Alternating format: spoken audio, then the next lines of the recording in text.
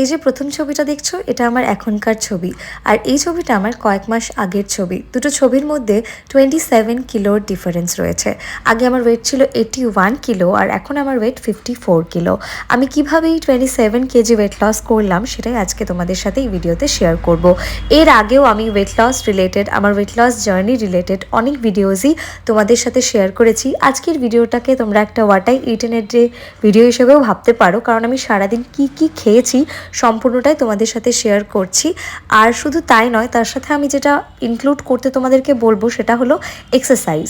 সেটা যে কোনো ফর্মে হতে পারে। যারা জিম করতে পারো তারা জিম, বা জিম করতে না পারলে হাঁটা দৌড়ানো সম্পূর্ণটাই তোমার নিজের উপর ডিপেন্ড করছে যে তুমি কি নিজের এক্সারসাইজে অ্যাড করতে চাও। আমি যেমন হোম ওয়ার্কআউটের সাথে সাথে চেষ্টা করি প্রত্যেক দিন 10K স্টেপস হাঁটার। ওয়েট লস ব্যাপারটা কিন্তু খুব একটা কঠিন জিনিস নয়, শুধু যেটা দরকার সেটা হলো ডেডিকেশন।